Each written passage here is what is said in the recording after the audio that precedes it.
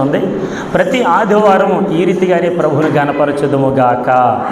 కుటుంబాల వారిగా ప్రభు సన్నిధానంలో ఆయన ఇచ్చేటువంటి ఆనందమును మనము స్వీకరించుదుముగాక. చెప్పండి గట్టిగా ఆమేన్. రండి, వాక్య సందేశంలో రాయబడిన మాట ఏంటంటే 41వ సంకీర్తన మొదటి వచనంలో బేదలను కటాక్షించువాడు ధన్యుడు. వినండి వినండి. ఎవరైతే భేదలను కటాక్షిస్తారో వారు ధన్యులు. నన్ను మాట అడిగినవండి, యేసుక్రీస్తు ప్రభుల వారు వచ్చినటువంటి మొదటి రాకడ ఆయన దయచేసి పిల్లలు పట్టుకోండి, ఇది వాక్యం వినేటువంటి సమయం. దయచేసి ఇంకెవ్వరు మాట్లాడద్దు, చాలా జాగ్రత్తగా ఉండాలి. ప్రసంగి గ్రంథంలో సొలొమోను భక్తుడి చేత ప్రభు రాయించిన మాట, నువ్వు దేవుని మందిరమునకు పోయినప్పుడు నీ ప్రవర్తన జాగ్రత్తగా చూసుకోవాలి. కాబట్టి జాగ్రత్తగా విందాం, కొద్ది నిమిషాలు విందాం.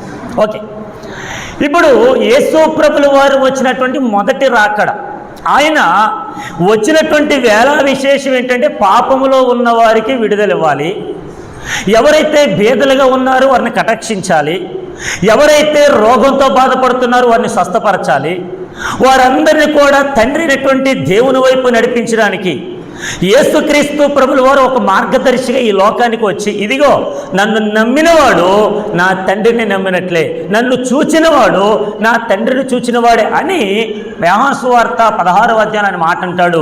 యేసు నేనే మార్గం, నేనే సత్యం, నేనే జీవం, నా ద్వారా తప్ప ఎవడును తండ్రి వద్దకు అంటే ఇక్కడ గమనించండి, యేసు ప్రభుని ఎవరైతే తెలుసుకుంటారో, లోకరక్షకుడైనటువంటి యేసు ప్రభు ఈయన అంగీకరించాలి, ఈయన మనం స్వీకరించాలి, ఈయన మనం తెలుసుకోవాలి అని ఎవరైతే విధేయత చూపిస్తారో వారందరిని కూడా నా ప్రభు ఏం చేస్తారంటే వారి పాపముల నుంచి విడిపించడానికి మొదటి రాకడలో యేసు ప్రభు వచ్చిన వేళ విశేషం. దేవునికి స్తోత్రం. కానీ ఇక్కడ గమనించండి, మరి బేదలను కటాక్షించేవాడు ఎలా ఉండాలి? ఒక రాజుగా ఉన్నాడు అనుకోండి, రాజు ఏం చేస్తాడు?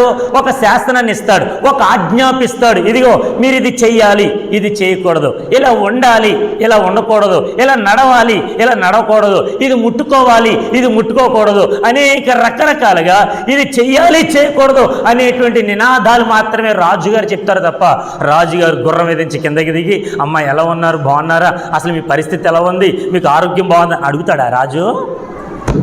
అడుగుతాడా? మరి బేదలను కటాక్షించేవాడు ఏం చేయాలి? ప్రతి గుమ్మము తొక్కాలి, ప్రతి ఇంటికి వెళ్ళాలి, వారింటిలో ఉండేటువంటి ప్రతి పరిస్థితిని ఎరిగి ఆలోచించి గ్రహించి వారికి చేతినిచ్చి వారికి చేయవలసినటువంటి ఉపకారము చేసేవాడు కావాలి. ఆయనే దేవుడు. దేవునికి స్తోత్రం. ఇప్పుడు నా యేసు ఈ లోకానికి వచ్చినటువంటి విధానం ఏంటంటే అందరి దగ్గరికి వెళ్ళాడు, అందరినీ కలుసుకున్నాడు, అందరితో మాట్లాడాడు, వారి స్థితిగతులను తెలుసుకొని వారికి ఏది అవసరమో అది నా ప్రభు ఇచ్చాడు. అది నా యేసు ప్రభులు వారి యొక్క గొప్పతనం. ఆమేన్. మరి మట్లాదివారం ఎందుకు చేసుకోవాలి అని అంటారేమో. రండి ఇప్పుడు మట్లాదివారానికి వెళ్తారండి. మత్తయి సువార్త 21వ అధ్యాయము. ఏ ఆదివారానికి లేనటువంటి స్పెషల్ ఈ మట్లాదివారం ఎందుకు ఇంత స్పెషల్? చదవండి మత్తయి సువార్త 21వ అధ్యాయము మొదటి నుండి కొన్ని మాటలు. తరువాత యెరూషలేమునకు సమీపించి ఒలీవ చెట్ల కొండ దగ్గర ఉన్న బెత్ఫగేకు వచ్చినప్పుడు యేసు తన శిష్యులలో ఇద్దరిని చూచి, మీ ఎదుటనున్న గ్రామమునకు వెళ్ళుడి అనగానే కట్టబడి ఉన్న ఒక గాడిదతో ఉన్న గాడిద పిల్లయు మీకు కనబడును, వాటిని విప్పి నా యొద్దకు తోలుకొని రండి. ఈ మాట చాలా జాగ్రత్తగా, ఎవడైనను మీతో ఏమైనను అనిన ఎడల అవి ప్రభువునకు కావలసి ఉన్నవని చెప్పవలెను. ఆమేన్. ఆమేన్. వినండి, చాలా శ్రద్ధగా వినండి.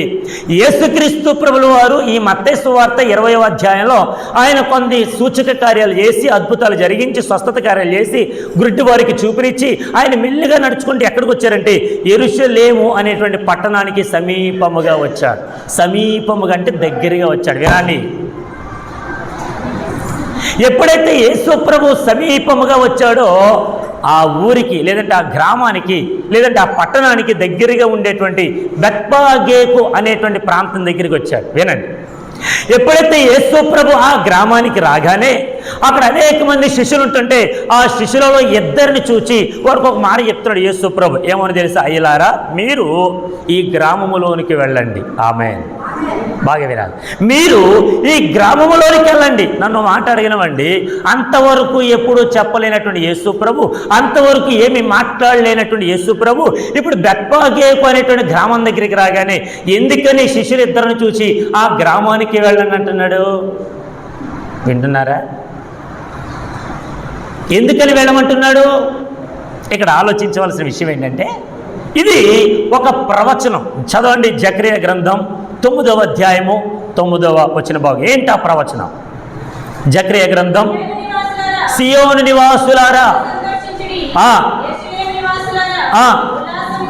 ఉల్లాసముగా ఉండుడి,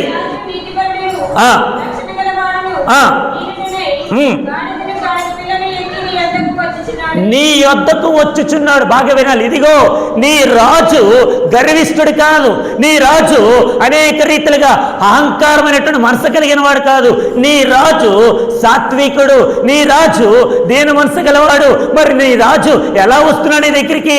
గాడిద పిల్లను ఎక్కి నీ దగ్గరికి వస్తున్నాడు. ఆమేన్ చెప్పండి. ఆమేన్. బాగా వినండి. ఏ రాజు అయినా అనేక మందిని పిలుస్తాడేమో కానీ ఈ రాజు మాత్రం నీ దగ్గరికే వస్తున్నాడు, నీ వైపే చూస్తూ ఉన్నాడు, నిన్నే కటాక్షిస్తూ ఉన్నాడు, నీతోనే మాట్లాడుతూ ఉన్నాడు.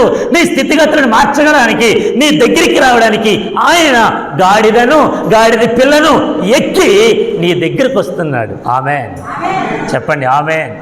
ఇప్పుడు బాగా వినండి.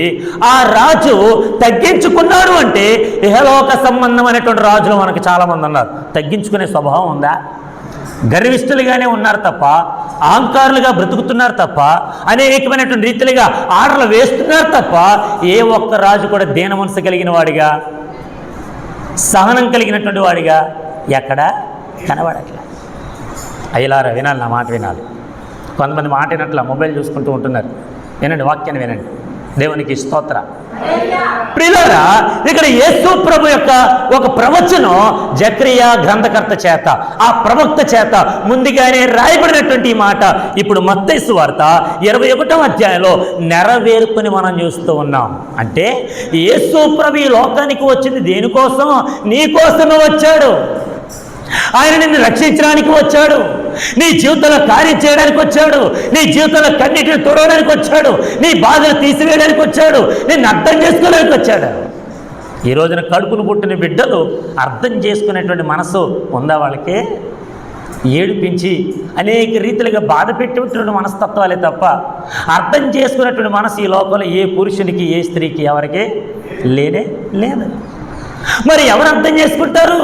మన బాధలు ఎవరు తీసివేస్తారు? మన కష్టాలు ఎవరు తీసివేస్తారని అడిగితే యేసు ప్రభు గురించి జకరియా ప్రవక్త చేత ఆయన ముందుగానే పరిశుద్ధ గ్రంథం రాయించాడు. ఇదిగో నీ రాజు నీ కొరకు వస్తున్నాడు. ఆ రాజు మామూలు రాజు కాదు, ఆయన గర్వంగా ఉండేటువంటి రాజు కాదు, ఆయన అహంకారమైనటువంటి రాజు కాదు, నీ కొరకు తగ్గించుకొని వచ్చేటువంటి రాజు. దేవునికి స్తోత్రం చెప్పండి. హల్లెలూయా. ఇక్కడ అంటూ ఉన్నాడు, ఆ ప్రవచనం యొక్క నెరవేర్పు మత్తయి సువార్త 21వ అధ్యాయంలో మనం చూస్తున్నాం. యేసు ప్రభుల వారు సమీపించి ఒలీవ చెట్ల కొండ దగ్గరికి రాగానే బెత్ఫాగేకు వచ్చినప్పుడు తన శిష్యులలో ఇద్దరిని చూచి, బాగా వినండి, శిష్యులలో ఇద్దరిని చూచి, ఇంకో మాట అడుగుతాను చెప్పండి. యేసు ప్రభు వెనకాల 12 మంది శిష్యులు ఉన్నారుగా, ఈ 12 మంది శిష్యులని ఇద్దరిని ఎందుకు చూశాడు? యేసు ప్రభుల వారు ఇద్దరికి ఎందుకంత బాధ్యత అప్పగించాడు? యేసు ప్రభులు ఇద్దరిని ఆ ప్రాంతానికి ఎందుకు వెళ్ళమన్నాడు? యేసు ప్రభుల వారు ఇద్దరిని అనేక రీతిలుగా మీరు అక్కడికి వెళ్ళి మాట్లాడని ఎందుకు చెప్పాడు? ఇద్దరు అనగా భార్యాభర్తలకు సూచన, ఇద్దరు అనగా అన్నాదమ్ములకు సూచన, ఇద్దరు అనగా సంఘ బిడ్డలకు సూచన. ఇప్పుడు ఇద్దరు కలిసి వెళ్ళినప్పుడు ఒకడు పడిపోయినా మరొకడు లేవనెత్తుతాడు. దేవునికి స్తోత్రం చెప్పండి. హల్లెలూయా. ఇప్పుడు ఇద్దరుగా వెళ్ళండి. ఇప్పుడు మీ ఇద్దరు మాట ఎలా ఉండో తెలుసా? ఒకటై ఉండాలి, సమానంగా ఉండాలి, యూనిటీగా ఉండాలి, ఐక్యత ఉండాలి. ఇప్పుడు సంఘంలో ఏమి లేదు, సమాధానం లేదు, ఐక్యత లేదు, ఇంకా చెప్పాలంటే దేవుడంటే భయం లేదు, దేవుడు అంటే భక్తి లేదు, ఏదో ఒక నామకార్థమైనటువంటి క్రైస్తవునిగా సంఘానికి వెళ్తున్నానులే, పాట పాడుతున్నానులే అనేటువంటి ఆలోచన ధోరణితోనే ప్రభు మందిరంలో అడుగుపెట్టేవారు ఎంతమంది లేరు? కానీ ఇక్కడ గమనించండి, యేసు ప్రభుల వారు ఆ 10 మంది శిష్యుల్లో ఇద్దరినే చూచాడు. అనేక మంది అనుకుంటూ ఉండొచ్చు, రే మనకు అప్పచెప్పలేదురా బాధ్యత, మనకు పర్లేదులే, నో ప్రాబ్లం. ఈ రోజున ఏ బాధ్యతను స్వీకరించాలంటే భయం. ఏదైనా ఒక బాధ్యత గల పని చేయాలంటే అబ్బో ఇది మా వల్ల కాదు, మేము చేయమండి అని చెప్పేవారు లేరా? కానీ యేసు ప్రభు చెప్పగానే ఆ ఇద్దరు శిష్యులు యేసు ప్రభుకి ఎదురెత్తి ఒక్క మాట అని చెప్పారా? యేసు ప్రభు వైపు తిరిగి, ప్రభువా మా ఇద్దరిని చూచావే, మిగతా 10 మంది లేరా? ఆ 10 మందిని ఇద్దరిద్దరిని పంపించచ్చు కదా, మా ఇద్దరిని ఎదురుకామా అని చెప్పి ఏదైనా ఎదురు మాట పలికారా? లేదు. ఈ రోజున ప్రభు మందిరానికి రారేంటి అని అడిగితే ఎదురు మాట్లాడే వాళ్ళు ఎంతమంది లేరు? దేవుని యొక్క సహవాసాలు కలుసుకోరేంటి అని అడిగితే మీకు ఎందుకండి పాస్టర్ గారు, మా ఇష్టం అని చెప్పేవాళ్ళు లేరా? నేను ఎందుకు ఈ మాట చెప్తున్నానంటే, యేసు ప్రభు చెప్పింది చెప్పినట్టుగా చేశారు ఆ ఇద్దరు శిష్యులు. ఈ రోజున మనము దేవుని మాటకు లోబడేవారుగా ఉండాలి, దేవుని మాటకు విధేయత చూపేవారిగా ఉండాలి. యేసు ప్రభు అంటే భయము భక్తి కలిగి ఉండాలి. ఆయన ఒక గొప్ప దేవుడు, ఆయన గురించి నేను ప్రకటన చేయాలి అనేటువంటి ఆలోచన ధోరణి మనకు ఉండాలి. ఎవరైనా ఒక మంచి పని చేస్తే ఇతను ఎంత మంచివాడో, ఈమె ఎంత మంచిదో, అసలు ఆ పిల్లలు ఎంత మంచివారండి అని ఏ రీతిగా అయితే చెబుతావో యేసు ప్రభు చేసినటువంటి కార్యాల గురించి కూడా అలాగే చెప్పాలి. ఎందుకో తెలుసా? ఆయన నీ దగ్గరకు వస్తున్నాడు. ఆమేన్ చెప్పండి, హల్లెలూయా. నన్ను మాట్లాడినామండి. ఇప్పుడు ఎవరైనా మీకు ఫోన్ చేసి, అమ్మ మీ ఇంటికి వస్తున్నాము, ఇదిగో నేను ఫలానా ఒక అధికారిని, ఒక కలెక్టర్ గారిని అని ఎవరో మీకు ఫోన్ చేసి చెప్పారు. ఒక కలెక్టర్ గారి డిస్ట్రిక్ట్, ఒక జిల్లాకు అధికారి మీ ఇంటికి వచ్చి భోజనం చేస్తారని కానీ మీకు ఎంత కంగారు ఉంటుంది? మీరెంత తలడిల్లిపోతారు, మీరంతా కంగారు పడిపోతూ ఉంటారు. ఎవరైనా ఏదైనా కొంచెం పని చెప్పేసరికి ఊరుకో, కలెక్టర్ గారు మన ఇంటికి వస్తున్నారు, నాకు ఏ పని చెప్పకో, నేను అన్ని సిద్ధం చేసుకోవాలి అని ఒక అధికారి మన ఇంటికి వచ్చినప్పుడు నీకు అంత కంగారే, మరి సర్వమును సృజించినటువంటి సృష్టికర్త సమస్తమును విడిచిపెట్టి ఇదిగో ఆయన స్వరూపములో నిర్మించబడినటువంటి మన కొరకు తగ్గించుకొని నీ దగ్గరకు వస్తున్నాడంటే మరి నువ్వు ఎలా ఉండాలని ఎదుట, ఎలాగే సిద్ధపడి ఉండాలి, ఎంతగా ఎదురు చూస్తూ ఉండాలి. అందుకే నిందాడు పాట పాడుతూ ఉన్నాం, యేసు రాజుగా వచ్చుచున్నాడు, భూలోకమంతా తెలుసుకుంటారు. యేసు రాజుగా వస్తూ ఉన్నాడు భూలోకానికి. ఆయన భూలోకమంతటిని తెలుసుకుంటాడు. నీ మనసులో ఏముందో, నా మనసులో ఏముందో, మనం ఏమనుకుంటున్నామో, ఏం ఆలోచిస్తున్నామో, ఎలా ఉంటున్నామో, మన ప్రవర్తన ఏంటో, మన భవిష్యత్తు ఏంటో, my God knows each and everything about our life. మన జీవితం గురించి సమస్తము కూడా ఎరిగినవాడు నజరేయుడని యేసు దేవుడు. దేవునికి స్తోత్రం. మరి ఆ యేసురాజే, మహారాజే, మహోన్నతుడే తగ్గించుకొని నీ దగ్గరికి వస్తున్నాడే, మరి నువ్వు కొంచెం తగ్గించుకొని దగ్గరికి రావా? ఆమేన్. రావాలా లేదా? రాజే వస్తున్నాడు అనగానే రాజు తలుచుకుంటే దెబ్బలకు కొద్దివా, రాజు తలుచుకుంటే కొండ మీద కోత ఎందుకు వస్తుందంటే ఒక చిటికేస్తే అందరు మనుషులు కూడా రాజు దగ్గర ఉంటారు కదా, అంతగా తగ్గించుకున్న యేసురాజు నీ కొరకు, నా కొరకు 2026 సంవత్సరాల క్రితం ఈ లోకానికి వచ్చాడు.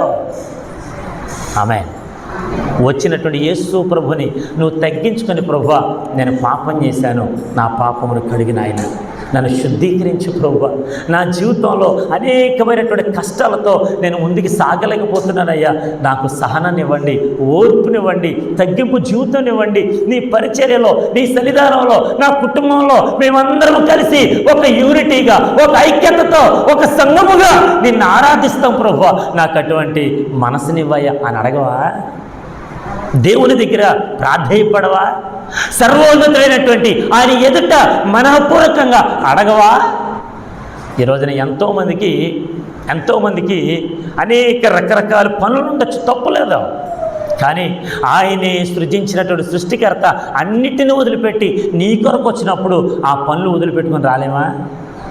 రావాలి. ఆమేన్.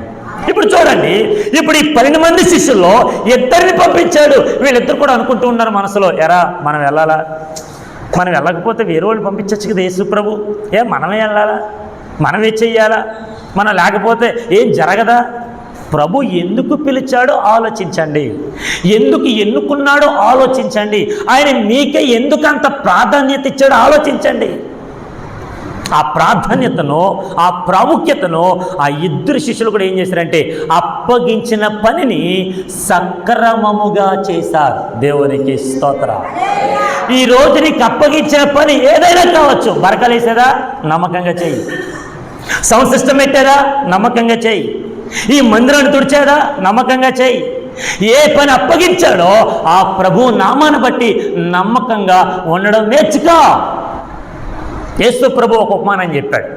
ఒకరోజు తండ్రి ఒక 100 రూపాయలు కుమారుడికి ఇచ్చి, ఆ 100 రూపాయలు బట్టి ఎవరైనా నీకు పని అప్పగిస్తున్నాను, ఆ పని నువ్వు చేసి వెంటనే తీసుకురాని చెప్పగానే ఆ 100 రూపాయలు పెట్టి బయట ఏదైతే సరుకులు కొనాలో అన్ని సరుకులు కొన్నాడు. ఇంటికి తీసుకొచ్చాడు. పలానా ఇంత ఖర్చు అయింది డాడీ, ఇదిగో పలానా ఇంత అయింది, ఇదిగో అమౌంట్ 100 రూపాయలకి ఇదిగో 98 రూపాయలు అయింది, ఇదిగో 2 రూపాయలు మిగిలింది అని చెప్పి ఆ 2 రూపాయలు తీసుకొచ్చి నాన్నగారి చేతులు పెట్టాడు. ఆమె ఇప్పుడు ఆ నమ్మకత్వాన్ని చూసిన తండ్రి ముందు 100 రూపాయలు ఇచ్చాడు. తర్వాత వేరే పని ఏదైనా అప్పగించినప్పుడు ఒక 1000 రూపాయలు ఎవడా, ఒక 10,000 రూపాయలు ఎవడా, కొంచెం ఎక్కువేమంటే ఎవడా? ఎందుకు ఇస్తాడు? నమ్మకాన్ని కాపాడుకున్నాడు కాబట్టి. దేవునికి స్తోత్రం.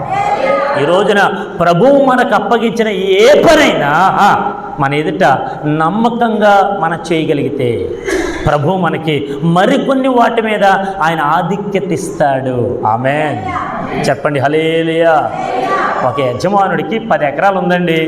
ఈ 10 ఎకరాల్లో ఎప్పుడైతే ఒక కౌలు ఆయనకి ఇచ్చిన తర్వాత అయ్యా మీరు చేయండి అని చెప్పి ఆ 10 ఎకరాల బాధ్యతనికి అప్పగించేసిన తర్వాత అంతకు ముందు బాధ్యత అప్పగించడం ముందు ఒక 20 బస్తాలు 30 బస్తాలు పండేది. ఇప్పుడు ఈ కౌలు తీసుకున్న ఈయన 10 ఎకరాలు కాస్త ఒక్కొక్క ఎకరం ఒక 40-50 బస్తాలు పండించాడు అనుకోండి. ఇప్పుడు ఆ 10 ఎకరాలు కాకుండా ఒక 20 ఎకరాలు ఎవడా మాట్లాడాలి? అమ్మా ఇక్కడే ఉన్నారు, ఎవడా ఇస్తాడు? ఎందుకు? నమ్మకాన్ని కాపాడుకున్నాడు కాబట్టి. ఈ రోజున ప్రభువు మనకు అప్పగించిన పనిని మనం నమ్మకంగా చేయగలుగుదుముగాక. ప్రభువు మనకు అట్టి ధన్యత అనుగ్రహించునుగాక. ఏ పని చేసినాను ప్రభు మహిమార్థమే చేయుదుముగాక. ఆమె నువ్వు పాట పాడినా ఎవరికి మహిమ రావాలి? అమ్మ అందరు నాతో చెప్పాలి, ఎవరికి రావాలి? హల్లెలూయా.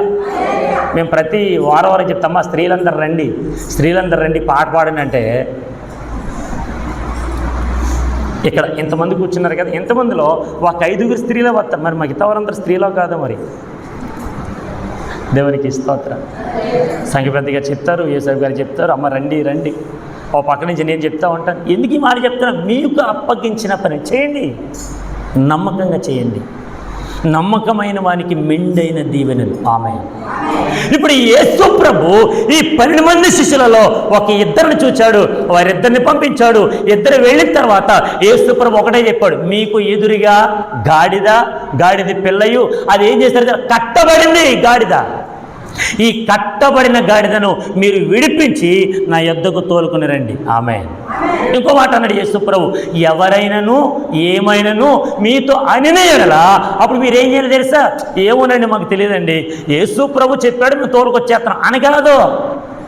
అవి యేసు ప్రభుకు కావలసి ఉన్నవని చెప్పండి. దేవునికి స్తోత్రం. ఇక్కడ 3వ మాట ఏంటంటే, నువ్వు ఎవరికి పనికిరాని వాడిగా ఉండొచ్చేమో, నీ వల్ల ఎవరికి ఉపయోగం లేదేమో, నీ వల్ల ఎవరికి ఎటువంటి ఆసరా లేదేమో, కానీ నిన్ను సృష్టించినటువంటి సృష్టికర్త వృధాగా పోనివ్వకుండా నిన్ను ఒక యోగ్యమైన పాత్రగా ఆయన ఎంచుకున్నాడు. నువ్వు ఆయనకు కావాలి. ఆయన నిన్ను ఎన్నుకున్నాడు, ఆయన నిన్ను పిలుచుకున్నాడు, నిన్ను ఎంతగానో స్వీకరించాడు. నువ్వు ఏ మురికిలో ఉన్నా, ఏ పాపములో ఉన్నా, ఏ దోషములో ఉన్నా, ఎంత పనికిరాని స్థితిలో ఉన్నా ప్రభుకు మాత్రం నువ్వు కావాలి. అవునా కదా? నువ్వు, నీ పిల్లలు, నువ్వు, నీ కుటుంబం, నువ్వు, నీ భర్త, నువ్వు, నీ భార్య, అందరూ కావాలి యేసు ప్రభుకి. దేవునికి స్తోత్రం. చెప్పండి హల్లెలూయా.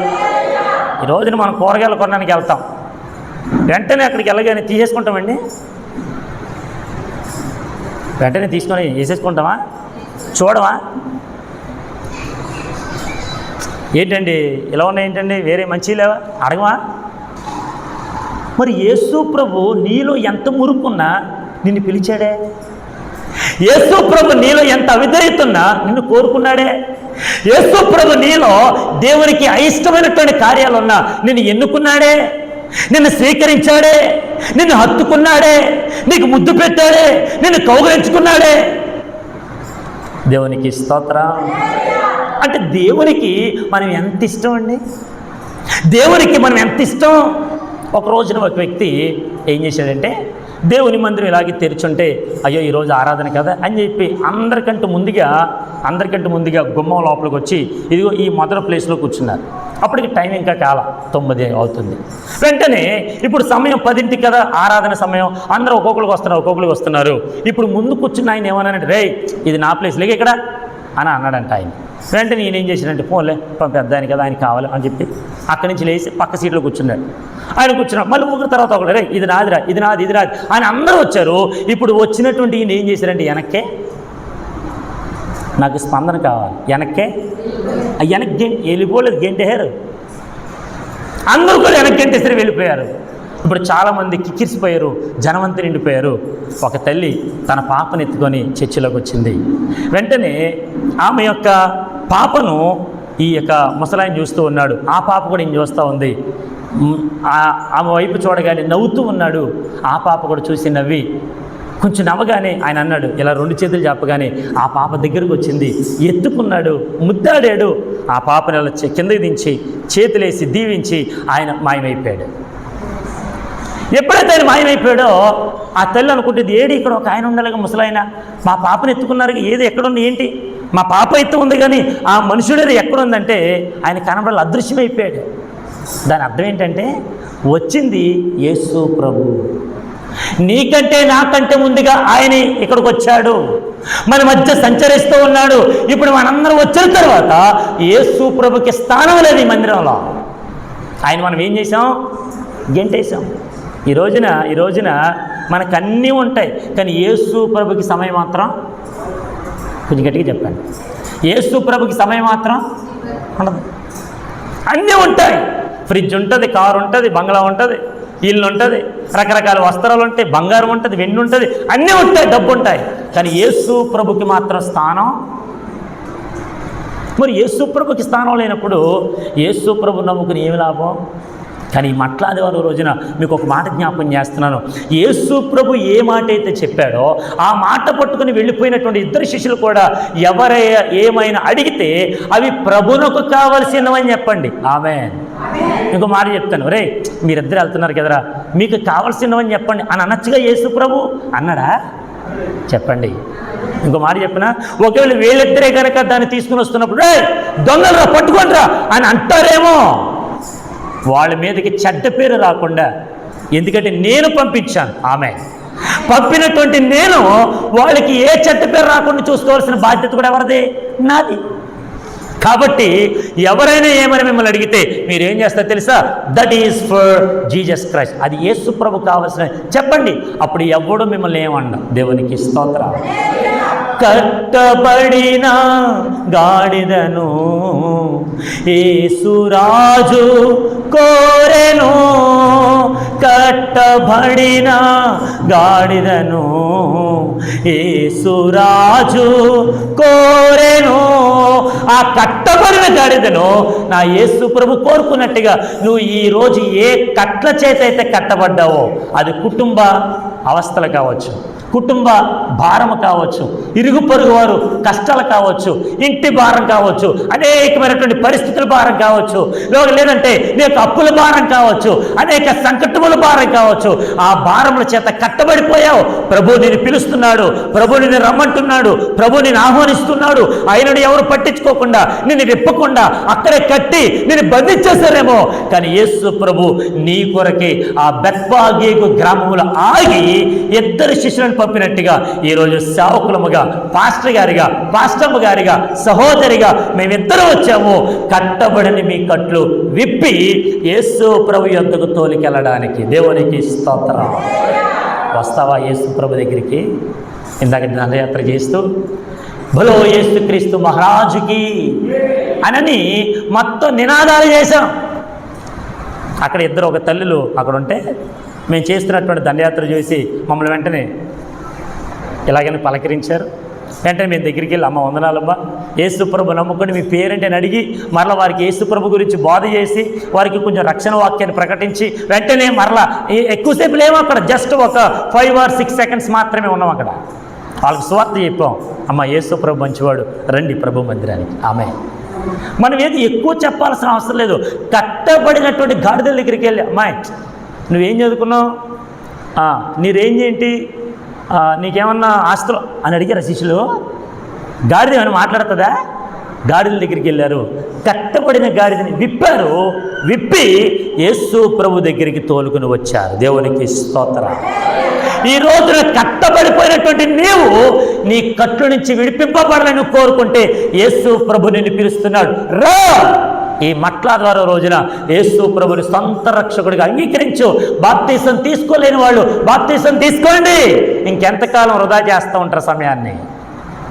లేదండి పాస్టర్ గారు, మేము వేరే వాళ్ళ చేత బాప్తీసం తీసుకోవాలి. నో ప్రాబ్లం, దేవునికి స్తోత్రం. ఇదే మీకు మిక్కిలి అనుకూలమైన సమయం, ఇదే మీకు రక్షణ దినం. తీసుకోండి త్వరగా.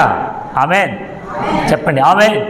ఇప్పుడు యేసు ప్రభు దగ్గరికి తీసుకొచ్చిన తర్వాత మరి యేసు ప్రభు వదిలేసాడా? లేదుగా.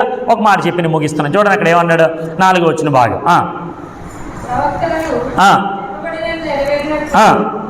అది జరిగింది. అదేమనగా, ఇదిగో నీ రాజు సాత్వికుడై ఎక్కిని ఎత్తుకొచ్చుచున్నాడని సీయోను కుమారుతో చెప్పుడు అనేది. శిష్యులు వెళ్ళి యేసు తమకు ఆజ్ఞాపించిన ప్రకారము చేసి, బాగా వినండి 7వ వచనం, ఆ గాడిదను దాని పిల్లను తోలుకొని వచ్చి వాటి మీద తమ బట్టలు వేయగా ఆయన బట్టల మీద కూర్చుండేను. దేవునికి స్తోత్రం. గాడిద ఎక్కడో ఉండిపోయింది, కట్టబడింది గాడిద. ఇప్పుడు విప్పి యేసు ప్రభు దగ్గరికి తీసుకురాగానే ఇప్పుడు యేసు ప్రభు దాని స్థితి మార్చాడా?